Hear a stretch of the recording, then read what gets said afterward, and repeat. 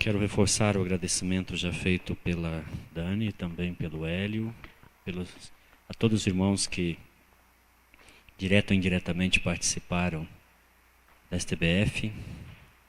Deus foi glorificado, crianças ouviram o Evangelho, seus corações, obrigado irmãos Edson, seus corações foram fortalecidos, saíram daqui com uma mensagem, saíram daqui com brilho nos olhos. Isso é importante. Isso é ser igreja, é nos envolvermos. O trabalho em equipe funcionou perfeitamente. Deus realmente foi extremamente bom conosco. Muito obrigado pela participação de todos os irmãos. Eu quero pegar esse gancho. A igreja envolvida, a igreja olhando a próxima geração.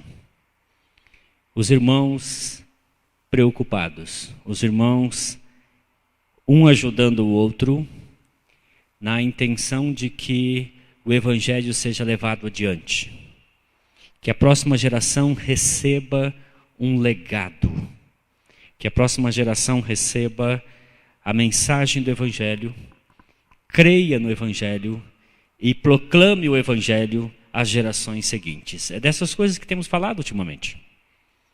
E nós vamos ler 2 versículos no livro de Provérbios. O primeiro versículo está no capítulo 10, versículo 7. Provérbios 10, versículo 7. São provérbios antitéticos, nós vamos ler apenas a primeira parte. É a que nos interessa. O tema desta manhã é mais que herança, um legado. Provérbios 10, 7, a primeira parte diz assim: a memória deixada pelos justos será uma bênção. A memória deixada pelos justos será uma bênção. E Provérbios 13. Aproveitando a sabedoria de Salomão, no capítulo 13, o versículo 22. 13 e 22. O autor de Provérbios diz assim: o homem bom deixa herança para os filhos de seus filhos. O homem bom deixa herança para os filhos de seus filhos. Amém? Oremos.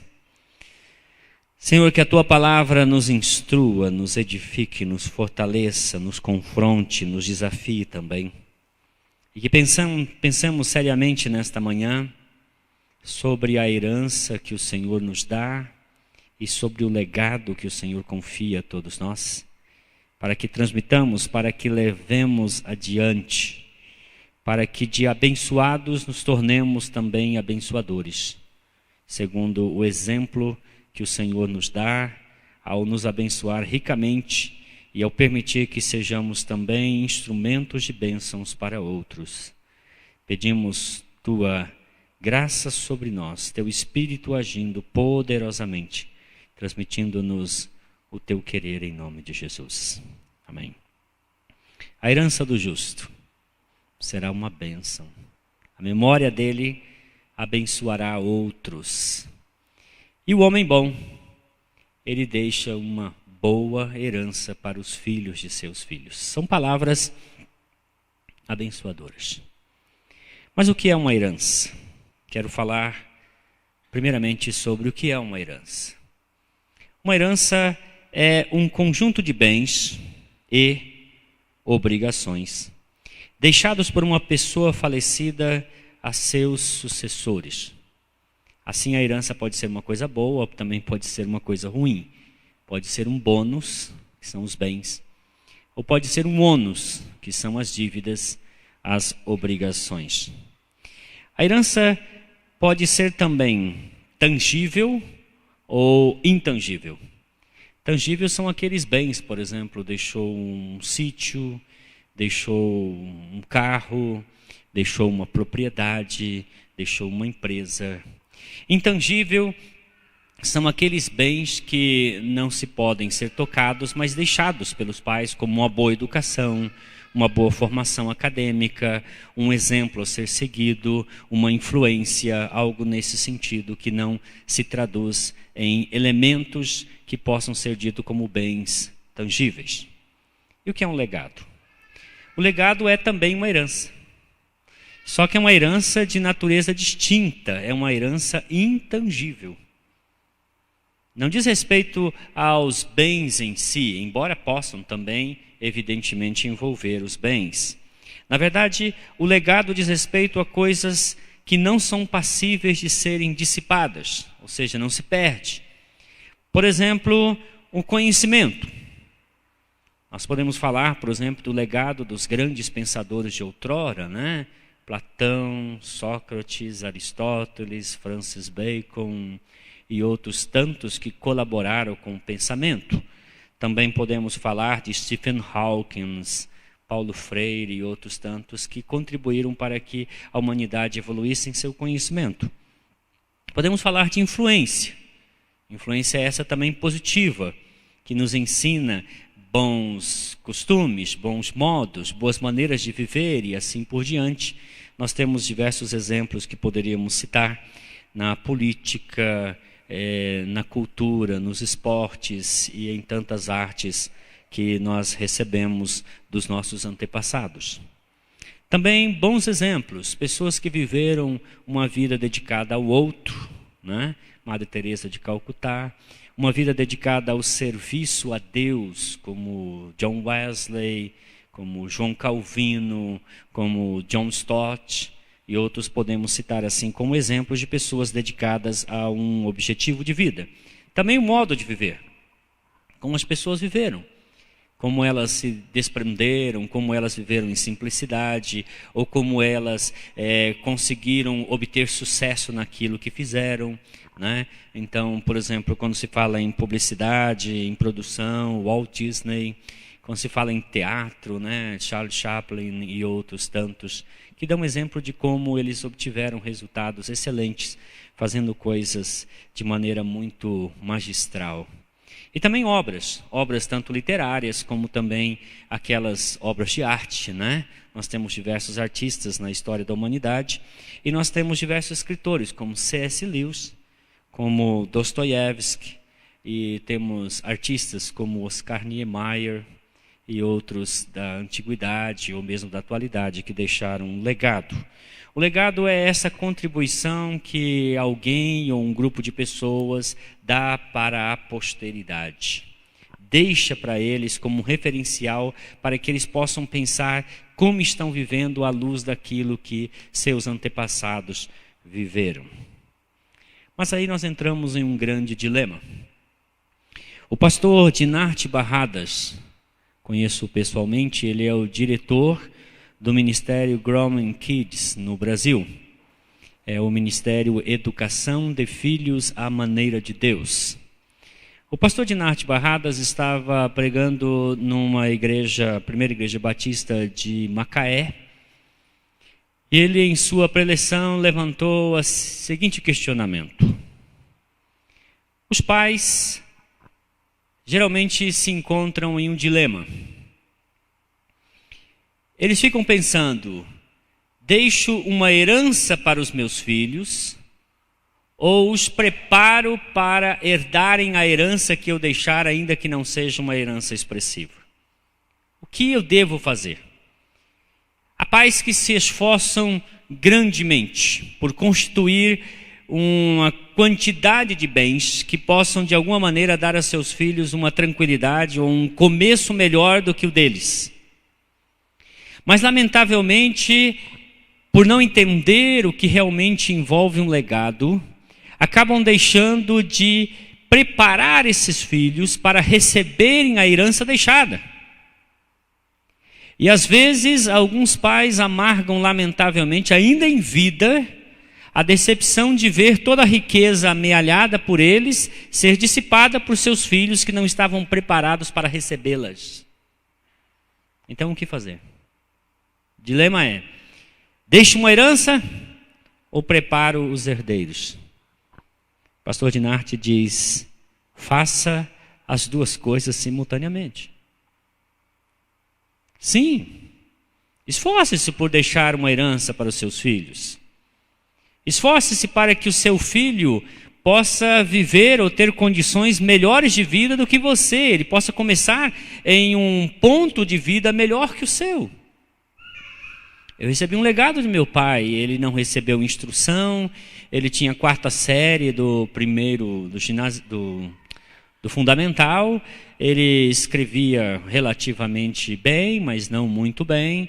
Ele tinha um bom conhecimento matemático, mas não tinha uma formação. E ele disse: eu vou fazer o possível para que você tenha uma boa formação.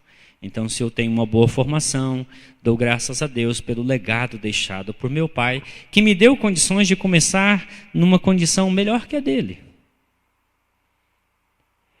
Mas, ao deixar uma herança, não devemos nos esquecer que devemos preparar os herdeiros para que eles possam administrar bem a herança deixada. E para fazer isso, nós precisamos pensar em deixar a eles mais do que uma herança, deixar-lhes um legado. Deixar-lhes um exemplo de vida, deixar-lhes uma instrução. E o legado cristão, o legado da fé, é o melhor legado que você pode deixar aos seus filhos. E como igreja, nós devemos nos preocupar em deixar para a próxima geração um legado também. Que essas crianças que vieram cantar aqui, filhos de vocês, que outras crianças que vieram para a EBF, filhos de pessoas que moram na redondeza, de pessoas que vieram para cá, também recebam desta igreja um legado, o Evangelho. E que este legado os alcance, e alcance seus filhos e as gerações por vir. Como igreja, temos um compromisso, um dever perante Deus, de deixar um legado para a próxima geração. De fornecer a eles uma maneira de viver, de mostrar para eles, através da nossa vida, o que realmente significa seguir a Jesus, como Jesus quer ser seguido, seguindo de perto. Para que nós possamos entender como deixar um legado para os nossos filhos e para a próxima geração, eu lancei mão de 2 exemplos do Antigo Testamento. O primeiro, Abraão. Abraão recebe o testemunho de ser o amigo de Deus, o pai da fé. E o outro exemplo, Davi, um homem segundo o coração de Deus. Olhemos para Abraão. Tempos atrás, uma revista que eu nem sei se existe ainda, chamada Super Interessante. Não era super e também não era interessante. Mas essa revista publicou um artigo sobre Jesus. E este artigo foi ácido, crítico, terrível. Eu li o artigo. E neste artigo eles questionavam se realmente Jesus existiu.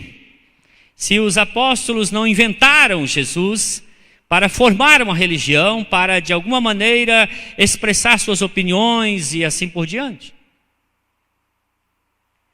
E a reação do público, evidentemente, foi forte. Muitas pessoas mandaram cartas para a revista, criticando-a, dizendo: vocês não têm autoridade para falar o que vocês estão falando?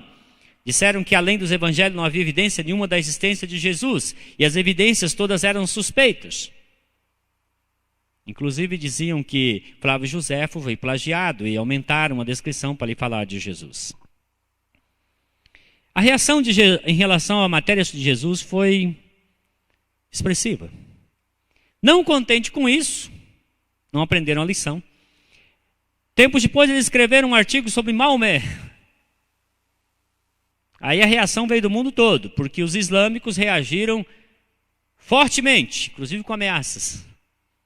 Receberam muitas cartas, correspondências mais variadas, ofensas em todas as línguas possíveis.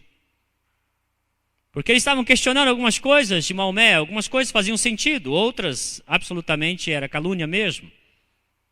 Uma delas que não é provada, é que Maomé tinha uma adolescente de 8 anos que era a sua concubina.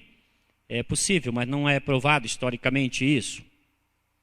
Eles colocaram lá como verdade, e os islâmicos evidentemente ameaçaram-nos de muitas formas. Mas não contente com essas reações, super interessante, escreveu um artigo sobre Abraão. Aí foi um tiro no pé mesmo.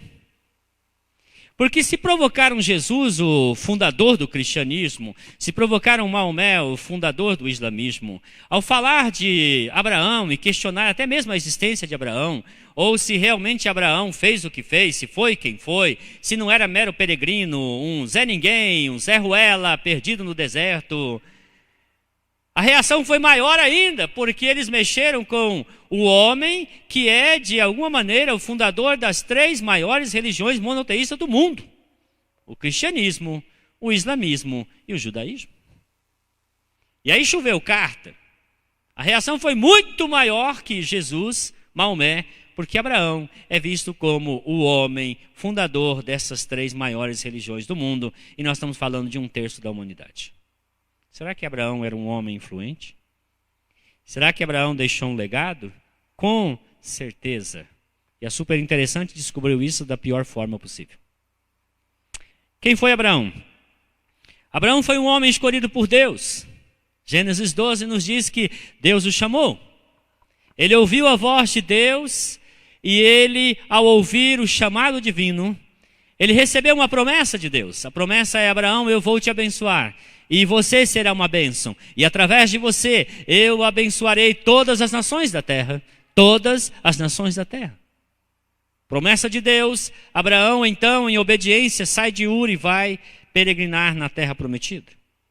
Tempos depois, cerca de 15 anos depois, Abraão aparece diante de Deus em Gênesis 15.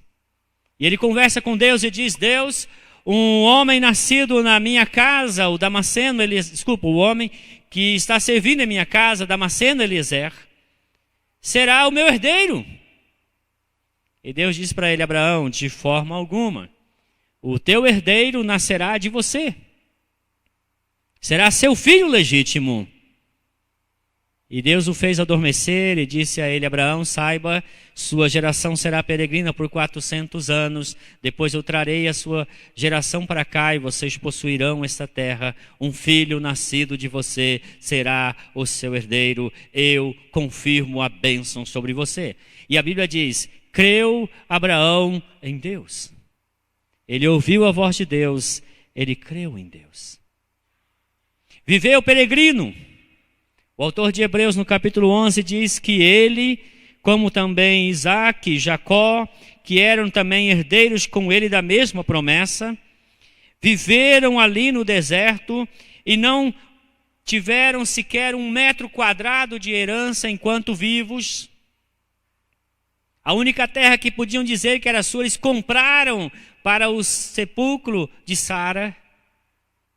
Mas viveram como peregrinos, olhando para frente, aguardando a promessa, crendo que Deus que prometeu seria fiel em cumprir a sua promessa. E Deus cumpriu. 400 anos depois, Deus trouxe o povo de Israel para a terra prometida. Ele cumpriu completamente todas as promessas. Todos os limites pronunciados pela boca de Deus em relação ao território herdado pela descendência de Abraão, Josué conquistou plenamente. Josué dá esse testemunho em Josué capítulo 24, ao fazer um resumo dizendo: Deus chamou Abraão da terra de Ur e Deus o abençoou, deu a ele uma descendência e deu a essa descendência a terra que vocês agora estão possuindo. Deus cumpriu toda a sua promessa porque Abraão creu em Deus, Abraão obedeceu a Deus. O legado de Abraão é um legado duplo. Primeiramente, a descendência natural. Seus filhos, seus descendentes, herdaram a terra prometida como o Senhor havia dito que o faria. E Josué nos dá esse testemunho. Mas muito além da descendência natural, o legado de Abraão também diz respeito a uma descendência espiritual. Em João capítulo 8, no versículo 39, Jesus está discutindo com os fariseus. E Jesus diz a eles algumas palavras e eles retrucam dizendo: olha, o nosso pai é Abraão. E Jesus, em resposta, disse: se vocês fossem filhos de Abraão, vocês fariam o que Abraão fez. E o que Abraão fez? Ele creu e obedeceu. O legado de Abraão é um legado de fé e obediência. Fé e obediência. A obediência é que acompanha, que confirma, que ratifica a fé depositada em Deus, que é fiel, aquele que promete e realiza suas promessas. Paulo, escrevendo aos Romanos no capítulo 4, a partir do verso 18, ele diz: Abraão, em esperança, creu contra a esperança, que seria pai de uma grande multidão, conforme lhe fora dito, assim será a sua descendência. E a Bíblia diz que ele pela fé não se esmoreceu, mesmo tendo seu corpo amortecido, e ainda olhando para o corpo amortecido de Sara, sua esposa, ele continuou crendo em Deus, pois ele sabia que Deus era poderoso para cumprir o que prometera. Por isso, lhe foi imputada a fé para a justiça. E Paulo termina dizendo: não somente por causa dele está escrito isso, mas também em relação a nós, posto que a nós também igualmente é imputada a justiça, a saber, nós que cremos em Jesus Cristo, aquele que foi ressuscitado por Deus, e foi entregue por nossas transgressões, e ressuscitou para a nossa justificação. O legado espiritual dado por Deus a Abraão diz respeito a Jesus Cristo, o filho de Abraão, o Salvador da humanidade. Escrevendo aos Gálatas, capítulo 3, a partir do verso 13, Paulo diz que Jesus nos resgatou da maldição da lei, tornando-se ele mesmo maldição, porque está escrito: maldito aquele que for colocado no madeiro. Isso aconteceu, diz Paulo, para que a bênção de Abraão chegasse aos gentios em Cristo Jesus. Para que aquilo que foi prometido a Abraão chegasse a nós, Jesus Cristo sofreu as penalidades dos nossos pecados, para que recebêssemos o bônus. Ele assumiu o ônus da promessa, o ônus da aliança de Deus com Abraão. Jesus era aquele com quem Deus havia feito aliança através de Abraão. Paulo ressalta dizendo: quando Deus fez uma aliança com Abraão, ele não fez com Abraão e seus descendentes, como se fossem muitos, mas com Abraão e o seu descendente, que é Jesus Cristo. De maneira que quando cremos em Jesus, nós estamos em Jesus e somos assim herdeiros da aliança de Deus com Abraão. E esta aliança é uma aliança de bênção, é uma aliança de graça, é uma aliança de aceitação, onde somos aceitos por estarmos em Cristo. Cristo foi aceito pelo Pai, nós somos aceitos porque estamos em Cristo. E Paulo termina dizendo: olha, uma aliança já anteriormente confirmada, a lei que vem 430 anos depois, não pode abrogar, de forma que venha desfazer a promessa, porque se a herança provém da lei, não decorre de promessas, mas foi pela promessa que Deus concedeu gratuitamente a Abraão. Somos herdeiros da promessa de Deus em Abraão, porque também nos constituímos filhos de Abraão, filhos da fé. O autor de Hebreus diz: pela fé Abraão, quando chamado, obedeceu. Fé e obediência. E ao crer, ele obteve o testemunho de agradar a Deus, porque a Bíblia diz: sem fé é impossível agradar a Deus. Mas todos estes, o autor de Hebreus termina seu relato de Hebreus capítulo 11 dizendo: todos estes obtiveram testemunho de ter agradado a Deus, porque creram em Deus e obedeceram-no à semelhança de Abraão. Gálatas 3:7. Paulo diz: saibam que os que são da fé são filhos de Abraão. Existe uma canção popular que diz: pai Abraão tem muitos filhos, eu sou um dele, você também, louvemos ao Senhor. Todos nós que cremos em Jesus somos herdeiros do legado de Abraão, Um homem que, tendo ouvido a voz de Deus, creu e obedeceu. E louvamos a Deus por sua vida, e o nosso desejo é imitá-lo por toda a nossa vida. Mas falemos de Davi. Davi é o nome humano mais mencionado na Bíblia, sabia? 1139 vezes. Somente Adonai, ou Jeová, é um nome mais mencionado que Davi. Só o nome de Deus é mencionado 7.000 vezes. E o nome de Davi, o nome humano mais mencionado, 1139 vezes.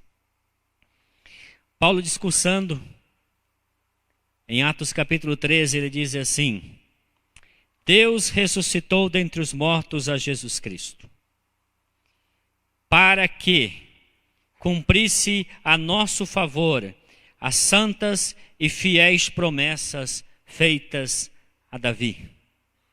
Deus ressuscitou Jesus para cumprir as suas promessas feitas a Davi.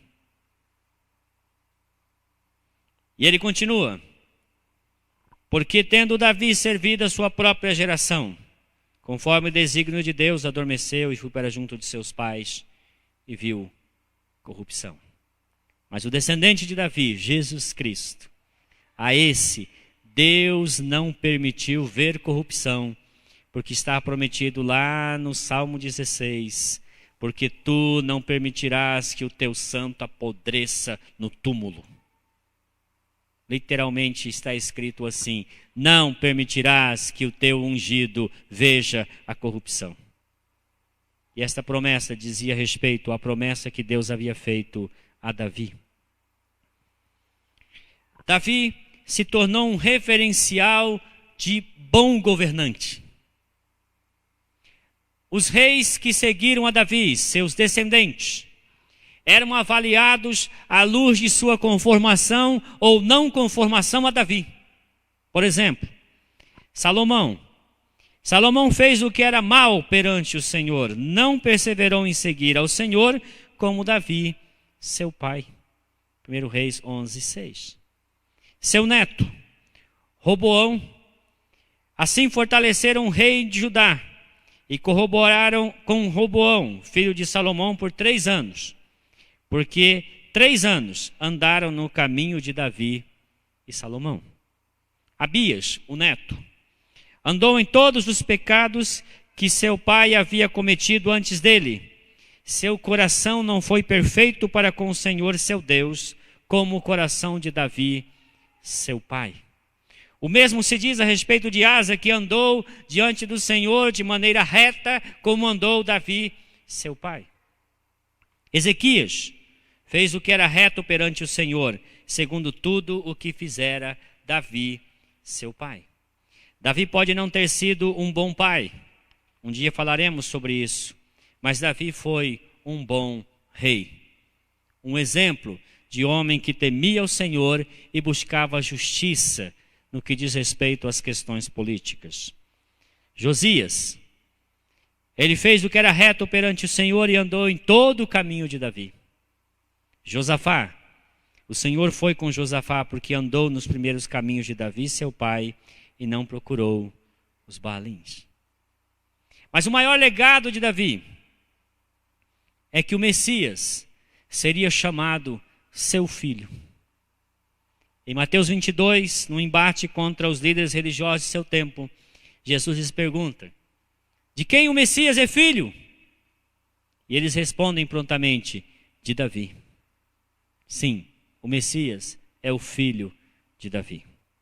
Não somente eles reconheciam que o Messias era o filho de Davi, mas as pessoas comuns reconheciam Jesus como o filho de Davi.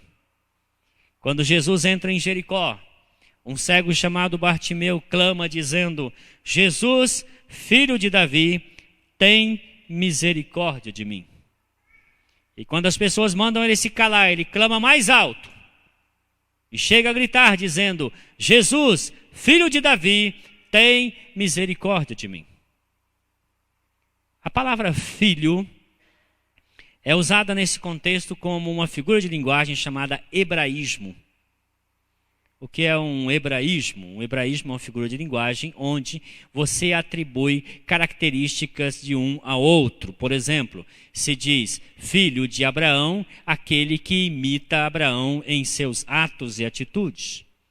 Assim, filho de Davi, o Messias seria reconhecido não somente como descendente, mas como aquele que, em sua vida, demonstra características similares às de Davi. Não no pecado, mas no coração. Porque o maior legado de Davi é que Davi era um homem que tinha um coração sincero, quebrantado e contrito. Davi evidentemente cometeu erros em sua vida.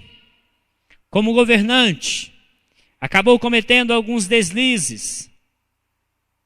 Como marido, ele não foi um bom marido, ele tinha 10 mulheres. Isso é um problema. É difícil ser um bom marido com 10 mulheres, né? Eu imagino. Ele não foi um bom pai. Há pelo menos 14 filhos atribuídos a ele. Não sabemos demais. Ele não foi um bom pai, evidentemente. Mas era um homem que, acima de tudo, tinha um coração quebrantado. Pois quando ele pecou e tendo sido confrontado por Natã, ele confessa o seu pecado. Em 2 Samuel capítulo 12. Depois que Natã conta a história para ele de um homem rico que tinha muitas ovelhas. E que um dia recebe um convidado em sua casa e mata a ovelha do outro homem pobre que tinha apenas uma ovelha. Davi se ira. Ele diz, esse homem deve morrer. E quando Natã disse, esse homem é você, a Bíblia diz que Davi imediatamente se arrependeu e disse, eu pequei. Eu não somente roubei a ovelha deste homem, eu matei o dono da ovelha pelas mãos de Joabe, porque eu participei de todos esses crimes. Davi se angustiou e passou um bom tempo clamando o perdão divino. O Salmo 32 atesta que ele teve depressão, que ele passou momentos amargos em sua vida. O Salmo 51 mostra o clamor de uma alma desesperada por perdão. Ele diz, tem misericórdia de mim, ó Deus, e afasta os meus pecados. Lava-me com hisopo e ficarei mais alvo que a neve. Se tu quiseste, te ofereceria muitas ofertas e holocaustos, mas não é isso que te agrada. E no Salmo 51 ele diz, o que agrada a Deus é um coração contrito e abatido. A um espírito contrito e abatido não desprezarás, ó Deus. Deus não tem problemas com pecadores. Pecadores têm problema com Deus. Mas pecadores arrependidos não têm problema com Deus. Porque Deus quer que os pecadores se arrependam. No Areópago, Paulo diz claramente em Atos 17, versículo 30, Deus, não levando em consideração os tempos da ignorância, ordena a todos, em todos os lugares, que se arrependam de seus pecados. Quando eu me arrependo do meu pecado, quando você se arrepende do seu pecado, Deus graciosamente nos perdoa, porque Ele vê o coração quebrantado e contrito. Este é o melhor sacrifício que agrada a Deus. Assim Davi, tendo esse legado, esse testemunho, ele se torna então um homem que demonstra a nós qual é o caminho para regressarmos a Deus.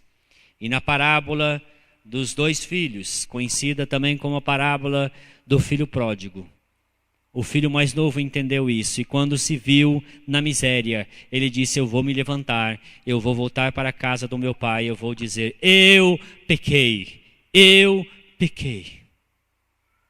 2 palavras dificílimas, mas 2 palavras extremamente libertadoras. Eu pequei. Eu pequei contra ti. Não sou digno de ser chamado teu filho. E quando nós falamos isso, o Pai nos abraça e diz, você é filho, pecando ou não pecando, porque eu amo você incondicionalmente. Para terminar, quero lançar mão de 2 testemunhos históricos. Já ouviram falar de Mark Jukes? Nunca, né? Já ouviram falar de Jonathan Edwards? Eu creio que alguns já ouviram falar de Jonathan Edwards. Mark Jukes e Jonathan Edwards foram contemporâneos.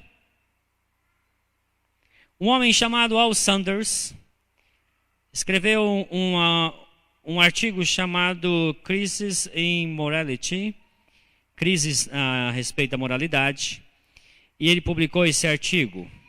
Era uma pesquisa. Nessa pesquisa ele pesquisou 567 descendentes de Mark Jukes e 1.394 descendentes de Jonathan Edwards. Mark Jukes era um ateu. Viveu de maneira ímpia, como se diz a respeito do filho pródigo, dissolutamente. Ele se casou com uma mulher também ímpia. Interessante como os ímpios se atraem, né? Dentre as pessoas resultantes desta união até a data da pesquisa, este homem encontrou 567 descendentes. Dos 567 descendentes de Mark Jukes, 310 morreram na indigência. Foram sepultados como indigentes. 310. Mais que a metade. 150 criminosos deram um prejuízo danado para os Estados Unidos. Dentre esses criminosos, 7 deles por assassinato. 100 alcoólatras morreram em função disso. Mais que a metade das mulheres descendentes de Mark Jukes foram prostitutas. Este é o legado de Mark Jukes. Um grande prejuízo para a nação dos Estados Unidos. 1.398 descendentes. Por que tanto, né? Jonathan Edwards tinha 11 filhos, viu, irmãos?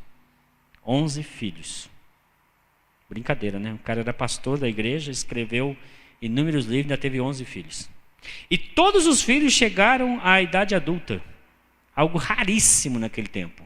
Jonathan Edwards nasceu em 1703, morreu em 1758.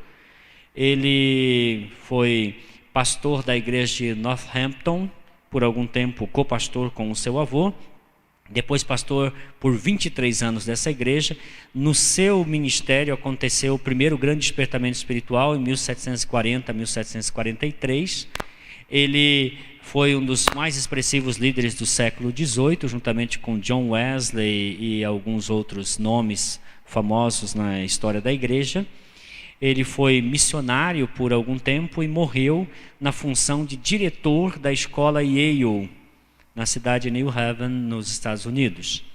Ele morreu em decorrência de uma mal-sucedida inoculação do vírus da varíola.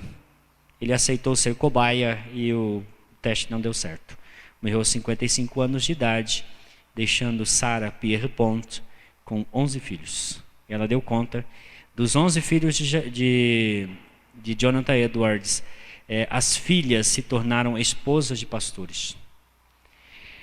Dos 1.394 descendentes de Jonathan Edwards, 15 foram diretores de expressivas faculdades nos Estados Unidos. 65 professores de nível superior. 3 senadores. 30 juízes. 100 advogados. 60 médicos. 75 oficiais do Exército e da Marinha Americana. 100 missionários, conheci um deles aqui em Londrina. 60 autores de renomes, 80 funcionários públicos de destaque, um vice-presidente dos Estados Unidos. Este é o legado de Jonathan Edwards. Minha dissertação foi sobre ele. O legado dele repercute até hoje. Conheci um professor que foi à cidade de Northampton E ele disse: até hoje as pessoas são gratas a Deus pela vida de Jonathan Edwards. Já ouviram falar de Billy Graham? Certo dia, Billy Graham foi à cidade de Northampton com um grupo de estudantes, ele era garoto. E aí na hora de voltar, entrar no ônibus, procura de cá, procura de lá, cadê o Billy? Cadê o Billy? Cadê o Billy? Foram até a casa de Jonathan Edwards e lá estava o Billy. Sabe o que o Billy estava fazendo? O Billy estava ajoelhado no escritório de Jonathan Edwards, orando ali naquele lugar, e disse: Deus, eu quero ser usado pelo Senhor como o homem que orava neste lugar. Eu também quero. Eu queria um legado. Que legado nós vamos deixar para a próxima geração? Daqui a 200 anos, o que dirá de vocês? O que dirá de mim? O que as pessoas vão dizer da Igreja Evangélica de Valinhos?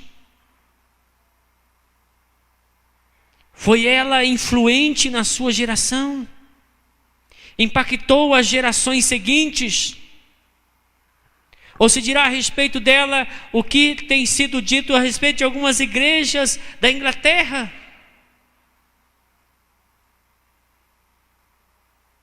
Luiz Saião foi à Inglaterra e foi a um lugar onde funciona uma boate.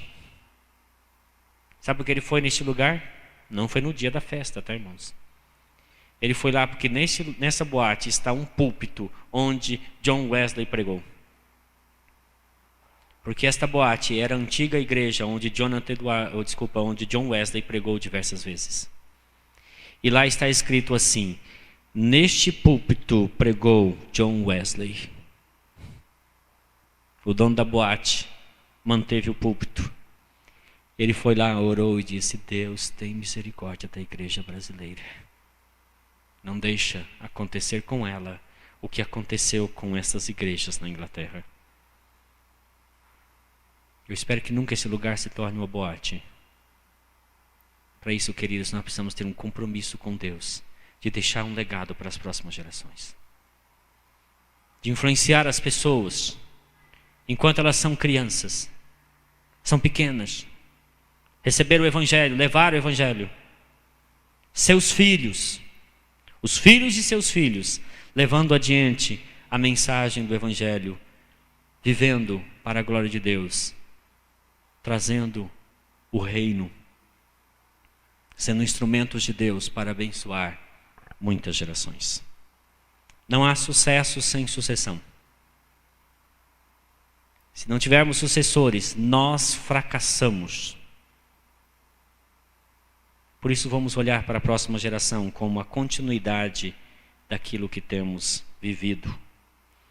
Não devemos nos preocupar unicamente em deixar a herança para nossos filhos. Pais, deixem herança para os seus filhos, mas não seja essa a única preocupação da sua vida. Deixe um filho preparado para esta herança que você vai deixar. Às vezes nos preocupamos tanto ecologicamente em deixar um mundo maravilhoso para os nossos filhos e deixamos umas pestinhas para o mundo. Em poucos anos eles destroem tudo que nós fizermos. De nada adiantará abraçarmos as árvores, preservarmos a Amazônia, a Mata Atlântica e deixar filhos irresponsáveis. Filhos que não se preocupam sequer com o lixo que eles produzem. Eles destruirão o trabalho das nossas mãos. Mas se nós nos prepararmos, eles não vão abraçar as árvores, eles vão plantar outras árvores. Eles vão cuidar dos rios. Eles vão jogar o lixo no lixo, eles vão reciclar, eles vão cuidar daquilo que nós deixarmos para eles, porque eles serão educados ecologicamente. Eles serão educados em todas as áreas necessárias para viver bem. Devemos nos preocupar em preparar nossos filhos para herdar o que deixarmos para eles. O importante, acima de tudo, é deixar um legado. Que legado seus filhos estão recebendo de você hoje? Curve sua fronte. Fale com Deus. Deus já falou com você. Agora, fale com Ele.